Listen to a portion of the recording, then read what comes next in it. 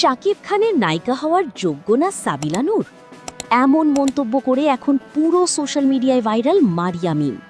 সাবিলা নূর তো নায়িকা নায়িকা লাগে না, তাহলে কি কারণে সে কিভাবে মানে ফিল্ম করতেছে এটা আমার। সম্প্রতি এক সাক্ষাৎকারে মারিয়া মিম বলেন, তার মতে সাবিলা নূরকে বড় পর্দার নায়িকা হিসেবে ঠিক মানায় না।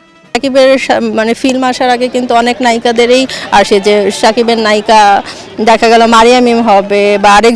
আর এই মন্তব্য প্রকাশ হওয়ার পর থেকেই শুরু হয়েছে তুমুল আলোচনা।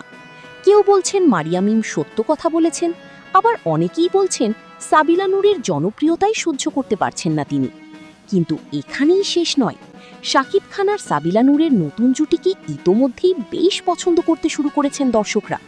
বিশেষ করে তাদের নতুন সিনেমার কিছু দৃশ্য আর গান ভাইরাল হওয়ার পর অনেকেই বলছেন এই জুটি হতে পারে আগামী দিনের সুপারহিট জুটি।